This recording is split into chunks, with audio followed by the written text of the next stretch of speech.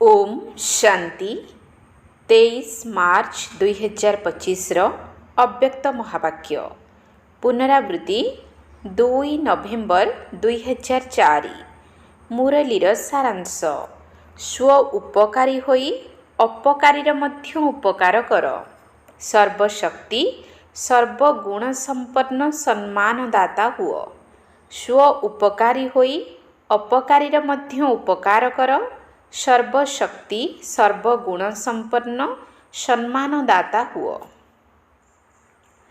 आजी स्नेहर सागर निजर चारिआडर स्नेही पिलामानकु देखि हर्षित हेउछन्ति। चाहे साकार रूपरे सम्मुखरे बसिछन्ति चाहे स्थूल रूपरे दूररे अछन्ति, किंतु स्नेह समस्तंकु बाबांक पाखरे बसिथिबार अनुभव कराउछि। प्रत्येक संतान को स्नेह ही बाबा को सम्मुखरे थिबार अनुभव कराउछि। तुमे माने मध्य बाबांकर स्नेहरे आसी सम्मुखरे पहुँची जाइछ। बाप दादा देखुछन्ति जे प्रत्येक संतानर हृदय रे बाप दादांक प्रति स्नेह समाहित अटे। समस्तंक दिल रे मेरा बाबा एही स्नेहर गीत बाजुछि। स्नेह ही देह एवं देहर संबंध ठारू अलगा करि देउछि। स्नेह ही मायाजित करि देउछि। जेउठारे दिलर स्नेह रहिछि सेठारे माया दूररु ही पलाई जाउछि। तेणु स्नेहर विषय रे सबु पिला पास अटंती। गोटिए हेला स्नेह, द्वितीयटी हेला सर्वशक्तिमान बाबांक द्वारा सर्वशक्ति रूपी संपत्ति। तेबे आजी बाप दादा गोटिए पटे तो स्नेह को देखुछन्ति, अन्य पटे शक्ति सेनार शक्ति गुड़ी को मध्य देखुछन्ति। तेबे जेतिकी स्नेह समाहित अटे सेतिकी सर्वशक्ति गुड़िक समाहित अटे तो बाप दादा सबु पिलांकु एका भली सर्वशक्ति गुड़ी को देइछन्ति एवं मास्टर सर्वशक्तिमान करिछन्ति। काहाकु सर्वशक्तिवान काहाकु शक्तिवान करि नाहंती। तुमे माने मध्य निजर स्वमान मास्टर सर्वशक्तिवान बोली कहुछ। तेणु बाप दादा चारिआडर पिलामानकु पचारुछन्ति जे समस्ते निज भितरे सर्वशक्ति गुड़ी को अनुभव करुछ तो सर्वशक्ति गुड़िक उपरे सर्वदा अधिकार रहिछि तो तेबे सर्वशक्ति गुड़िक बाप दादांकर संपत्ति अटे। तेणु निजर संपत्ति उपरे अधिकार अछि तो कौन कहुछ अधिकार अछि तो टीचर मानी कुह अधिकार अछि तो भाभी चिंती कुह कौन पांडव मानकर अधिकार अछि तो सर्वदा रहिछि ना केबे केबे रहुछि। जेउ समय रे जेउ शक्तिर आवश्यकता पड़ुछि तुम शक्ति सेनार आदेश अनुसारे सही शक्ति हाजर होई जाउछि तो समय अनुसारे जी हजूर कही हाजर हेउछि तो चिंता कर देख अधिकारी आदेश देव एवं शक्ति गुड़िक जी हजूर कही हाजर हेउथिबे। जेउ शक्ति को आह्वान कर जेपरी समय जेपरी परिस्थिति सही भली शक्ति गुड़िक कार्य लगाई पारुथिबो। एही भली अधिकारी आत्मा अट तो काहींकि ना बाबा तुम मानकु संपत्ति देइछन्ति जाहाकु तुमे माने निजर करि नेइछ। कौन निजर करि नेइछ ना तेबे निजर वस्तु उपरे ही अधिकार रही थाए। जेउ समय रे जेउ विधि अनुसारे आवश्यकता थिबो सही समय रे कार्य रे लागि जाउथिबो। धरिनिय समाहित करिवार शक्तिर आवश्यकता अछि एवं तुमे ताको आदेश देउछ तेबे से तुमर आदेश को पालन करी जी हाजिर होई जाउछि तो जदि हेउछि तेबे मुंड हलाओ हाथ हलाओ। केबे केबे हाजर हेउछि ना सबु बेले हाजर हेउछि। तेबे समाहित करिवार शक्ति जदिओ हाजर हेउछि किंतु 10 थर समाहित करिनेबा परे 11 थर को टिके तळ उपर हेउ नाही तो। तेणु सबु बेले एवं सहजरे हाजर होई जाउथिबो। समय बीती जिबा परे हाजर हेउथिबो मु करिबाकु चाहू नथिली किंतु होईगला सेभଳି हेउ नथिबो तेबे कुहाजिब सर्वशक्तिर अधिकारी। ତେବେ ଏହିଭଳି ଅଧିକାର ବାପ୍ ଦାଦା ତ ସମସ୍ତଙ୍କୁ ଦେଇଛନ୍ତି, କିନ୍ତୁ ଦେଖିବାକୁ ମିଳୁଛି ଯେ ସର୍ବଦା ଅଧିକାରୀ ହୋଇ ରହିବାରେ ପିଲାମାନେ କ୍ରମାନ୍ୱୟରେ ଆସିଯାଉଛନ୍ତି। ତେବେ ସର୍ବଦା ହେଉଥିବ ଏବଂ ସହଜ ହେଉଥିବ, ସ୍ୱାଭାବିକ ହୋଇଥିବ ଏବଂ ସ୍ୱଭାବରେ ପରିଣତ ହୋଇଯାଇଥିବ।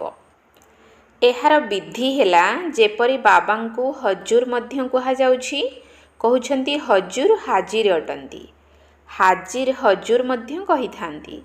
ତେଣୁ ଯେଉଁ ସନ୍ତାନ ହଜୁର ବାବାଙ୍କର ପ୍ରତ୍ୟେକ ଶ୍ରୀମତ ଅନୁସାରେ ହାଜିର ହଜୁର କରି ଚାଲିଥାଏ, ତା ନିକଟରେ ସର୍ବଶକ୍ତିଗୁଡ଼ିକ ମଧ୍ୟ ହଜୁର ହାଜିର କରିଥାନ୍ତି। ପ୍ରତ୍ୟେକ ଆଜ୍ଞାରେ ଜି ହାଜିର, ପ୍ରତି ପାଦରେ ଜି ହାଜିର। ଯଦି ପ୍ରତ୍ୟେକ ଶ୍ରୀମତରେ ଜି ହାଜିର ନୁହେଁ, ତେବେ ପ୍ରତ୍ୟେକ ଶକ୍ତି ମଧ୍ୟ ସବୁ ସମୟରେ ହାଜିର ହଜୁର କରିପାରିବେ ନାହିଁ। ଯଦି କେବେ କେବେ ବାବାଙ୍କର ଶ୍ରୀମତ ବା ଆଜ୍ଞାର ପାଳନ କରୁଛ, ତେବେ ଶକ୍ତିଗୁଡ଼ିକ ମଧ୍ୟ କେବେ କେବେ ତୁମ ନିକଟରେ ହାଜିର ହେବାର ଆଦେଶ ପାଳନ କରିବେ। ସେହି ସମୟରେ ତୁମେ ଅଧିକାରୀ ପରିବର୍ତ୍ତେ ଅଧୀନ ହୋଇଯାଇଥାଅ। ତେଣୁ ବାପ୍ ଦାଦା ଏହି ଫଳାଫଳ ଚେକ୍ କରି କ'ଣ ଦେଖିଲେ? ପିଲାମାନେ କ୍ରମାନ୍ୱୟ ଅନୁସାରେ ଅଛନ୍ତି। ସମସ୍ତେ ନମ୍ବର 1 ନୁହନ୍ତି, ନମ୍ବର ୱାର ଅର୍ଥାତ୍ କ୍ରମ ଅନୁସାରେ ଅଛନ୍ତି ଏବଂ ସଦା ସହଜ ମଧ୍ୟ ନୁହେଁ। କେବେ କେବେ ସହଜ ହୋଇଯାଉଛି, ଆଉ କେବେ କେବେ ଟିକିଏ ମୁସ୍କିଲରେ ଶକ୍ତିଗୁଡ଼ିକ ଆସି ହାଜିର ହେଉଛନ୍ତି। ତେବେ ବାପ୍ ଦାଦା ପ୍ରତ୍ୟେକ ସନ୍ତାନଙ୍କୁ ବାପ୍ ସମାନ ଅର୍ଥାତ୍ ନିଜ ସମାନ ଦେଖିବାକୁ ଚାହୁଁଛନ୍ତି, କ୍ରମାନ୍ୱୟ ଅନୁସାରେ ଦେଖିବାକୁ ଚାହୁଁନାହାନ୍ତି। ଏବଂ ତୁମମାନଙ୍କର ଲକ୍ଷ୍ୟ ମଧ୍ୟ ରହିଛି ବାବାଙ୍କ ସମାନ ହେବାର। କ'ଣ ସମାନ ହେବାର ଲକ୍ଷ୍ୟ ଅଛି ନା କ୍ରମାନ୍ୱୟରେ ରହିବାର ଲକ୍ଷ୍ୟ ଅଛି? ଯଦି ପଚରାଯିବ, ତେବେ ସମସ୍ତେ କହିବେ ମୋତେ ସମାନ ହେବାର ଅଛି। ତେଣୁ ଚେକ୍ କର, ପ୍ରଥମେ ସର୍ବଶକ୍ତିଗୁଡ଼ିକ ଅଛି ତ? ସର୍ବ ଉପରେ ବିଶେଷ ଗୁରୁତ୍ୱ ଦିଅ। ସର୍ବଗୁଣ ଅଛି ତ? ବାବାଙ୍କ ସମାନ ସ୍ଥିତି ଅଛି ତ?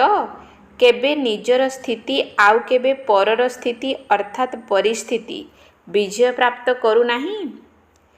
ଅର୍ଥାତ୍ ପରିସ୍ଥିତି ତୁମକୁ ହରାଇ ଦେଉନାହିଁ ତ?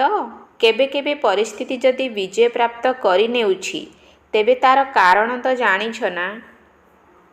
ଯଦି ସ୍ୱସ୍ଥିତି ଦୁର୍ବଳ ହୋଇଥିବ, ତେବେ ପରିସ୍ଥିତି ଆକ୍ରମଣ କରିପାରିବ।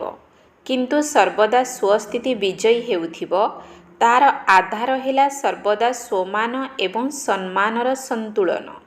ତେବେ ସ୍ୱମାନଧାରୀ ଆତ୍ମା ସର୍ବଦା ସ୍ୱତଃ ହିଁ ସମ୍ମାନ ଦେବାବାଲା ଦାତା ହୋଇଥାନ୍ତି। ବାସ୍ତବରେ କାହାକୁ ବି ସମ୍ମାନ ଦେବା ଅର୍ଥ ଦେବା ନୁହେଁ, ନେବା ଅଟେ। ସମସ୍ତଙ୍କୁ ସମ୍ମାନ ଦେଉଥିବା ଆତ୍ମା ସମସ୍ତଙ୍କ ଦିଲରେ ସ୍ୱତଃ ହିଁ ମାନନୀୟ ହୋଇଯାଆନ୍ତି। ବ୍ରହ୍ମା ବାବାଙ୍କୁ ତ ଦେଖିଛ, ଆଦିଦେବ ହୋଇଥିଲେ ମଧ୍ୟ, ସୃଷ୍ଟି ନାଟକର ପ୍ରଥମ ଆତ୍ମା ହୋଇଥିଲେ ମଧ୍ୟ ସର୍ବଦା ପିଲାମାନଙ୍କୁ ସମ୍ମାନ ଦେଉଥିଲେ। ନିଜଠାରୁ ମଧ୍ୟ ଅଧିକ ପିଲାମାନଙ୍କୁ ଅନ୍ୟ ଆତ୍ମାମାନଙ୍କଠାରୁ ସମ୍ମାନ ପ୍ରାପ୍ତ କରାଉଥିଲେ। ସେଥିପାଇଁ ପ୍ରତ୍ୟେକ ସନ୍ତାନର ହୃଦୟରେ ବ୍ରହ୍ମା ବାବା ମାନନୀୟ ହୋଇଥିଲେ। ତେବେ ଏହା ସମ୍ମାନ ଦେବା ହେଲା ନା ପାଇବା ହେଲା? କାରଣ କାହାକୁ ସମ୍ମାନ ଦେବା ଅର୍ଥ ଅନ୍ୟର ହୃଦୟରେ ହାର୍ଦ୍ଦିକ ସ୍ନେହର ମଞ୍ଜି ପୋତି ଦେବା।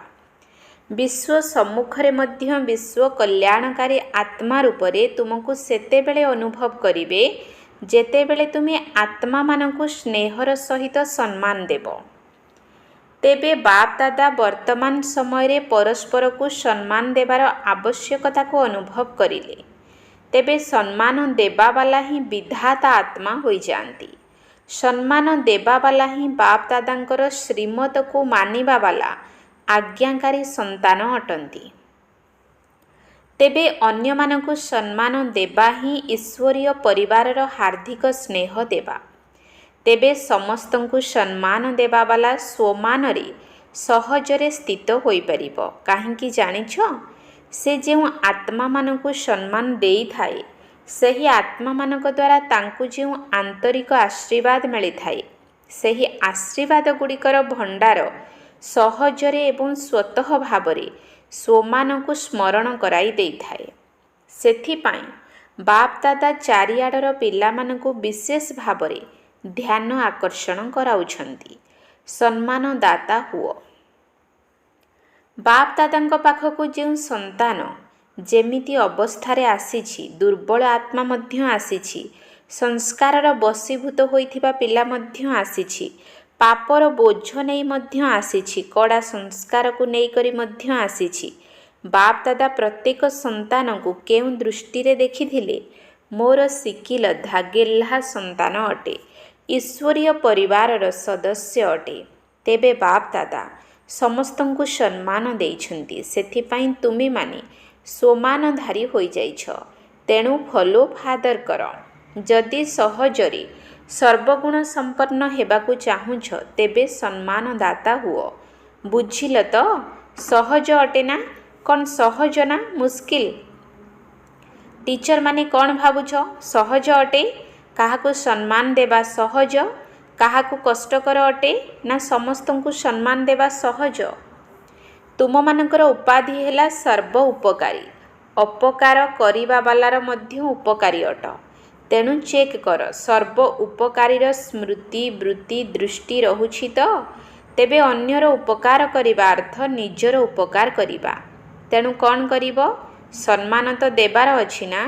ଅଲଗା ଅଲଗା କଥାରେ ଧାରଣା କରିବା ପାଇଁ ଯେଉଁ ମେହନତ କରିବାକୁ ପଡ଼ୁଛି, ସେଥିରୁ ମଧ୍ୟ ମୁକ୍ତ ହୋଇଯିବ। କାହିଁକି ନା ବାପ୍ ଦାଦା ଦେଖୁଛନ୍ତି ସମୟର ଗତି ତୀବ୍ର ହୋଇଚାଲିଛି। ସମୟ ତୁମକୁ ଅପେକ୍ଷା କରିଛି। ତେଣୁ ତୁମମାନଙ୍କୁ ସବୁ ବ୍ୟବସ୍ଥା କରିବା ପାଇଁ ହେବ। ସମୟର ଅପେକ୍ଷାକୁ ସମାପ୍ତ କରାଇବାକୁ ହେବ। ସେଥିପାଇଁ ବ୍ୟବସ୍ଥା କ'ଣ କରିବ ଜାଣିଛ? ନିଜର ସମ୍ପୂର୍ଣ୍ଣତା ଏବଂ ସମ୍ପନ୍ନତାର ଗତିକୁ ତୀବ୍ର କରିବାକୁ ହେବ। କରୁଛୁ ନୁହେଁ, ଗତିକୁ ଚେକ୍ କର, ତୀବ୍ର ଗତି ଅଛି ତ? ବାକି ସ୍ନେହ ଆଧାରରେ ନୂଆ ନୂଆ ପିଲାମାନେ ମଧ୍ୟ ପହଞ୍ଚି ଯାଇଛନ୍ତି। ବାପ୍ ଦାଦା ନୂଆ ନୂଆ ପିଲାମାନଙ୍କୁ ଦେଖି ଖୁସି ହେଉଛନ୍ତି। ଯେଉଁମାନେ ପ୍ରଥମ ଥର ଆସିଛ, ସେମାନେ ହାତ ଉଠାଅ। ବହୁତ ଅଛନ୍ତି। ବାବାଙ୍କର ଘର ତୁମର ନିଜର ଘର। ଆସିଛ, ଭଲ କରିଛ, ସେଥିପାଇଁ ଅଭିନନ୍ଦନ। ଆଚ୍ଛା, ସେବାର ଟର୍ନ କର୍ଣ୍ଣାଟକର। କର୍ଣ୍ଣାଟକ ବାଲା ଉଠ। ସେବାର ସୁବର୍ଣ୍ଣ ସୁଯୋଗ ପାଇଛ, ତେଣୁ ଅଭିନନ୍ଦନ। ଦେଖ, ପ୍ରଥମ ପାଳି ସେବା ନେଇଛ, ତେଣୁ ପ୍ରଥମ ସ୍ଥାନ ହୋଇ ରହିବ ନା? ପୁରୁଷାର୍ଥରେ ବିଜୟୀ ହେବାରେ ସବୁଥିରେ ପ୍ରଥମ ନମ୍ବର ନେବାବାଲା ହୁଅ। ଦ୍ୱିତୀୟ ନମ୍ବର ନେବାର ନାହିଁ, ପ୍ରଥମ ନମ୍ବର। ସାହସ ଅଛି ତ? ଅଛି ସାହସ? ତେବେ ସାହସ ତୁମର ଏବଂ 1000 ଗୁଣା ସାହାଯ୍ୟ ବାବାଙ୍କର। ଭଲ ସୁଯୋଗ ନେଇଛ। ନିଜର ପୁଣ୍ୟର ଖାତା ବହୁତ ବହୁତ ଜମା କରିନେଲ। ଆଚ୍ଛା, କର୍ଣ୍ଣାଟକ ମେଗା ପ୍ରୋଗ୍ରାମ କରିଛି ତ? କରିନାହିଁ? କାହିଁକି କରିନାହିଁ? କର୍ଣ୍ଣାଟକକୁ ସବୁଥିରେ ପ୍ରଥମ ନମ୍ବର ନେବା ଦରକାର। ଆଚ୍ଛା, ଯେଉଁମାନେ ବି ବଡ଼ ପ୍ରୋଗ୍ରାମ କରିଛ, ସେମାନେ ଉଠ। ଏବେ ସୁଦ୍ଧା କେତେ ପ୍ରୋଗ୍ରାମ ହୋଇସାରିଲାଣି। ତେବେ ବାପ୍ ଦାଦା ବଡ଼ କାର୍ଯ୍ୟକ୍ରମ ପାଇଁ ବଡ଼ ଅଭିନନ୍ଦନ ଦେଉଛନ୍ତି। ତେବେ ଜୋନ୍ ଗୁଡ଼ିକର ସଂଖ୍ୟା କେତେ ହେଲାଣି? ସବୁ ଜୋନ୍କୁ ତ ମେଗା ପ୍ରୋଗ୍ରାମ କରିବା ଉଚିତ। କାହିଁକି ନା ତୁମ ସହରରେ ଆଉ କେହି ଉଲ୍ଲୁଗୁଣା ଦେବେ ନାହିଁ। ବଡ଼ କାର୍ଯ୍ୟକ୍ରମରେ ତୁମେ ପ୍ରଚାର ପ୍ରସାର ମଧ୍ୟ ବଡ଼ ଧରଣର କରୁଛ ନା? ଚାହେ ସମ୍ବାଦପତ୍ର ଦ୍ୱାରା ବା ଅନ୍ୟାନ୍ୟ ମିଡ଼ିଆ ଦ୍ୱାରା, ଚାହେ ପୋଷ୍ଟର, ହୋର୍ଡ଼ିଂ ଆଦି ଭିନ୍ନ ଭିନ୍ନ ଉପାୟ ଆପଣାଉଛ। ତେଣୁ ଉଲ୍ଲୁଗୁଣା କମ୍ ହୋଇଯାଉଛି। ବାପ୍ ଦାଦାଙ୍କୁ ଏହି ସେବା ପସନ୍ଦ ଅଟେ। କିନ୍ତୁ ଟିକିଏ କିନ୍ତୁ ରହିଯାଉଛି। ପ୍ରୋଗ୍ରାମ ତ ବଡ଼ ବଡ଼ କରୁଛ, ସେଥିପାଇଁ ଅଭିନନ୍ଦନ। କିନ୍ତୁ ପ୍ରତ୍ୟେକ ପ୍ରୋଗ୍ରାମରୁ ଅତି କମ୍ରେ 108ର ମାଳା ତ ପ୍ରସ୍ତୁତ ହେବା ଦରକାର ନା? ଅର୍ଥାତ୍ 108 ଜଣ ତ ବାହାରିବା ଦରକାର। ତାହା କେଉଁଠି ହେଉଛି? ଅତି କମ୍ରେ 108, ଅଧିକରୁ ଅଧିକ 16,000।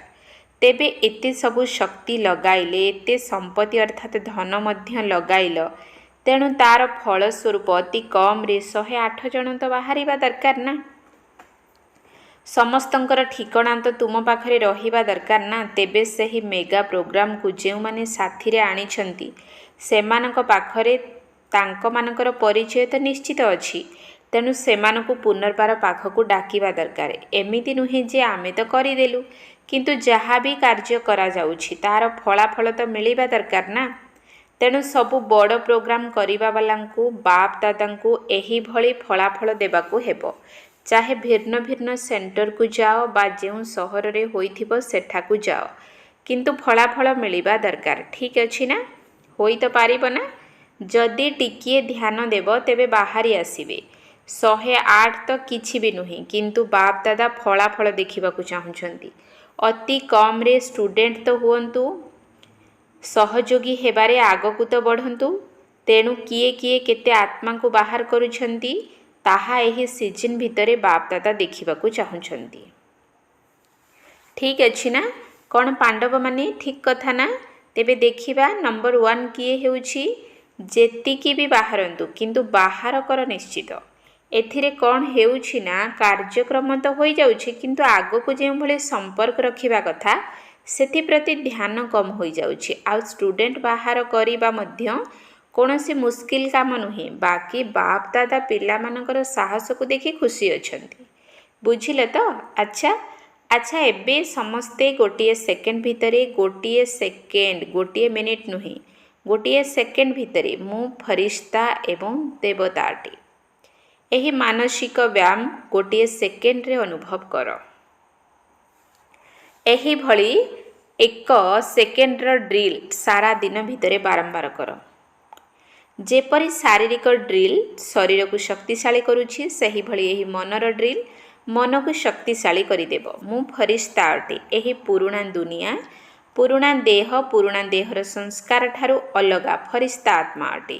ଆଚ୍ଛା, ଚାରିଆଡ଼ର ଅତି ସ୍ନେହୀ, ସର୍ବଦା ସ୍ନେହର ସାଗରରେ ଲଭ୍ଲିନ୍ ଆତ୍ମାମାନଙ୍କୁ, ସଦା ସର୍ବଶକ୍ତିର ଅଧିକାରୀ ଶ୍ରେଷ୍ଠ ଆତ୍ମାମାନଙ୍କୁ, ସଦା ବାବାଙ୍କ ସମାନ ହେଉଥିବା ବାବାଙ୍କର ପ୍ରିୟ ଆତ୍ମାମାନଙ୍କୁ, ସର୍ବଦା ସ୍ୱମାନରେ ରହୁଥିବା, ସମସ୍ତଙ୍କୁ ସମ୍ମାନ ଦେଉଥିବା ଏବଂ ସମସ୍ତଙ୍କର ମାନନୀୟ ହେଉଥିବା ଆତ୍ମାମାନଙ୍କୁ, ସଦା ସର୍ବ ଉପକାରୀ ଆତ୍ମାମାନଙ୍କୁ ବାପ ଦାଦାଙ୍କର ହାର୍ଦ୍ଦିକ ସ୍ନେହ ସମ୍ପନ୍ନ ଶୁଭେଚ୍ଛା ଏବଂ ହାର୍ଦ୍ଦିକ ଆଶୀର୍ବାଦ ସ୍ୱୀକାର ହେଉ। ଏବଂ ଏହା ସହିତ ବିଶ୍ୱର ମାଲିକ ଆତ୍ମାମାନଙ୍କୁ ନମସ୍ତେ। ଆତ୍ମିକ ସନ୍ତାନମାନଙ୍କର ଆତ୍ମିକ ବାପ ଦାଦାଙ୍କୁ ନମସ୍ତେ ନମସ୍ତେ ନମସ୍ତେ। ସୁପ୍ରଭାତ। ଦାଦିଜୀଙ୍କ ସହିତ ସମ୍ମାନ ଦେବାରେ ନମ୍ବର 1 ପାସ୍ ଅଟ। ବହୁତ ଭଲ ଲାଗୁଛି। ସବୁ ଦାଦିମାନଙ୍କ ଉପସ୍ଥିତିରେ ମଧୁବନର ଶୋଭା ବଢ଼ିଯାଉଛି। ଏମାନଙ୍କୁ ଦାଦିମାନଙ୍କର ଉପସ୍ଥିତିର ଶୋଭା ଭଲ ଲାଗୁଛି। ଯେପରି ଦାଦିମାନଙ୍କର ଉପସ୍ଥିତି ଦ୍ୱାରା ମଧୁବନ ଶୋଭାୟମାନ ହୋଇଯାଉଛି, ସେହିପରି ତୁମେମାନେ ଯଦିଓ ଦାଦି ନୁହଁ, କିନ୍ତୁ ଦିଦିମାନେ ଏବଂ ଦାଦାମାନେ ତ ଅଟ ନା। ତେଣୁ ସବୁ ଦିଦିମାନଙ୍କୁ ଏବଂ ସବୁ ଦାଦାମାନଙ୍କୁ ଏହି କଥା ଭାବିବାର ଅଛି ଏବଂ କରିବାର ଅଛି ମଧ୍ୟ।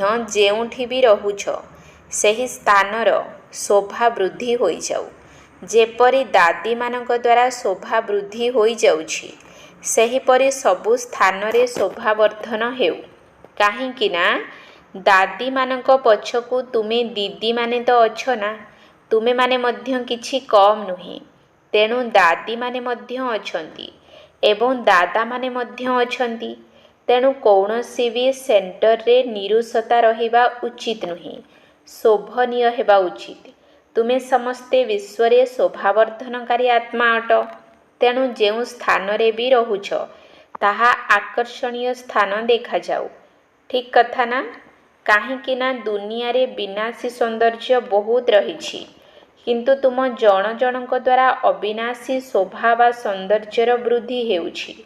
ଯଦି ନିଜେ ସର୍ବଦା ଖୁସିର, ଶାନ୍ତିର, ଅବିନାଶୀ ସୁଖର ସୌନ୍ଦର୍ଯ୍ୟରେ ସୁଶୋଭିତ ହୋଇ ରହିବ, ତେବେ ତୁମର ସ୍ଥାନ ମଧ୍ୟ ଶୋଭାୟମାନ ହୋଇଯିବ। କାହିଁକି ନା ସ୍ଥିତି ଆଧାରରେ ସ୍ଥାନରେ ମଧ୍ୟ ଶ୍ରେଷ୍ଠ ବାୟୁମଣ୍ଡଳ ସୃଷ୍ଟି ହୋଇଥାଏ। ତେଣୁ ସମସ୍ତଙ୍କୁ ଏହି କଥା ଚେକ୍ କରିବାର ଅଛି ଯେ ମୁଁ ଯେଉଁଠି ରହୁଛି ସେଠାରେ ସୌନ୍ଦର୍ଯ୍ୟ ଅଛି ତ? ଉଦାସୀ ନାହିଁ ତ? ସମସ୍ତେ ଖୁସିରେ ନାଚୁଛନ୍ତି ତ? କ'ଣ ଏହା ଠିକ୍ କଥା ନା? ତୁମେ ଦିଦିମାନଙ୍କର ତ କାମ ହିଁ ଏହା ଅଟେ, ଦାଦାମାନଙ୍କର ତ କାମ ହିଁ ଏହା ଅଟେ। ତେଣୁ ଦିଦି ଏବଂ ଦାଦାମାନଙ୍କୁ ଅନୁକରଣ କର। ଆଚ୍ଛା, ସବୁଆଡ଼ର ଯେଉଁ ସବୁ ସ୍ନେହୀ ପିଲାମାନେ ବାପ୍ ଦାଦାଙ୍କୁ ଦିଲ୍ର ସହିତ ମନେ ପକାଉଛନ୍ତି ବା ପତ୍ର ଦ୍ୱାରା ଇମେଲ୍ ଦ୍ୱାରା ଶୁଭବାର୍ତ୍ତା ପଠାଇଛନ୍ତି, ସେହି ପିଲାମାନଙ୍କୁ ବାପ୍ ଦାଦା ଦୂରରେ ଦେଖୁନାହାନ୍ତି, ବରଂ ହୃଦୟ ସିଂହାସନ ଉପରେ ବସିଥିବାର ଦେଖୁଛନ୍ତି। ସବୁଠାରୁ ନିକଟ ସ୍ଥାନ ଦିଲ୍ ଅର୍ଥାତ୍ ହୃଦୟ ଅଟେ ନା। ତେଣୁ ବାପ୍ ଦାଦା ଦିଲ୍ର ସହିତ ଶୁଭେଚ୍ଛା ପଠାଇଥିବା ପିଲାମାନଙ୍କୁ ଆଉ କୌଣସି ଶୁଭେଚ୍ଛା ବାର୍ତ୍ତା ପଠାଉ ନାହାନ୍ତି, କାରଣ ସେମାନେ ତ ବାବାଙ୍କ ସ୍ମୃତିରେ ହିଁ ଅଛନ୍ତି ଏବଂ ସେମାନଙ୍କୁ ବାବା ନିଜର ହୃଦୟ ସିଂହାସନର ଅଧିକାରୀ ରୂପରେ ଦେଖୁଛନ୍ତି ଏବଂ ଏହି ବରଦାନ ପ୍ରତ୍ୟୁତ୍ତର ରୂପରେ ଦେଉଛନ୍ତି। ଦୂରରେ ରହି ମଧ୍ୟ ନମ୍ବର 1 ତୀବ୍ର ପୁରୁଷାର୍ଥୀ ଭବ। ବରଦାନ: ଅବହେଳା ପଣିଆର ନିଦ୍ରାକୁ ଛାଡ଼ପତ୍ର ଦେଉଥିବା ନିଦ୍ରାଜିତ ଚକ୍ରବର୍ତ୍ତୀ ଭବ। ଅବହେଳା ପଣିଆର ନିଦ୍ରାକୁ ଛାଡ଼ପତ୍ର ଦେଉଥିବା ନିଦ୍ରାଜିତ ଚକ୍ରବର୍ତ୍ତୀ ଭବ। ସାକ୍ଷାତକାର ମୂରତ ହୋଇ ଭକ୍ତମାନଙ୍କୁ ସାକ୍ଷାତକାର କରାଇବା ପାଇଁ ଅଥବା ଚକ୍ରବର୍ତ୍ତୀ ହେବା ପାଇଁ ନିଦ୍ରାଜିତ ହୁଅ। ଯେତେବେଳେ ଭୁଲି ଯାଉଛ ଯେ ଏହା ବିନାଶକାଳ, ସେତେବେଳେ ଅବହେଳା ପଣିଆର ନିଦ ଆସିଯାଉଛି। ତେଣୁ ଭକ୍ତମାନଙ୍କର ଡାକରା ଶୁଣ, ଦୁଃଖୀ ଆତ୍ମାମାନଙ୍କର ଦୁଃଖର ଚିତ୍କାର ଶୁଣ, ତୃଷାର୍ତ୍ତ ଆତ୍ମାମାନଙ୍କର ପ୍ରାର୍ଥନାର ଶବ୍ଦ ଶୁଣ, ତାହେଲେ କେବେ ବି ଅବହେଳା ପଣିଆର ନିଦ ଆସିବ ନାହିଁ। ତେଣୁ ଏବେ ସର୍ବଦା ଜାଗ୍ରତ ଜ୍ୟୋତି ହୋଇ ଅବହେଳା ପଣିଆର ନିଦ୍ରାକୁ ଛାଡ଼ପତ୍ର ଦିଅ ଏବଂ ସାକ୍ଷାତକାର ମୂରତ ହୁଅ। ସ୍ଲୋଗାନ: ଶରୀର ଅର୍ଥାତ୍ ତନ, ମନ, ଧନ ଏବଂ ମନ, ବାଣୀ, କର୍ମ ଯେଉଁଥିରେ ବି ବାବାଙ୍କର କର୍ତ୍ତବ୍ୟରେ ସହଯୋଗୀ ହେଲେ ଆପେ ଆପେ ସହଯୋଗୀ ହୋଇଯିବ। ଶରୀର ଅର୍ଥାତ୍ ତନ, ମନ, ଧନ ଏବଂ ମନ, ବାଣୀ, କର୍ମ ଯେଉଁଥିରେ ବି ବାବାଙ୍କର କର୍ତ୍ତବ୍ୟରେ ସହଯୋଗୀ ହେଲେ ଆପେ ଆପେ ସହଯୋଗୀ ହୋଇଯିବ। ଅବ୍ୟକ୍ତ ଇସାରା: ସତ୍ୟତା ଏବଂ ସଭ୍ୟତା ରୂପୀ ସଂସ୍କୃତିକୁ ଆପଣାଅ। 23 ନମ୍ବର ପଏଣ୍ଟ, ଯେପରି ବାବାଙ୍କୁ ଗଡ୍ ଇଜ୍ ଟ୍ରୁଥ୍ କହିଥାନ୍ତି, ତେଣୁ ସତ୍ୟତା ହିଁ ବାବାଙ୍କୁ ପ୍ରିୟ ଅଟେ। ଗାୟନ ମଧ୍ୟ ରହିଛି ସଚ୍ଚେ ଦିଲ୍ ପର ସାହେବ ରାଜି, ଅର୍ଥାତ୍ ସଚ୍ଚା ହୃଦୟବାନ ଆତ୍ମାମାନଙ୍କ ଉପରେ ସାହେବ ଅର୍ଥାତ୍ ବାବା ଖୁସି ଥାନ୍ତି।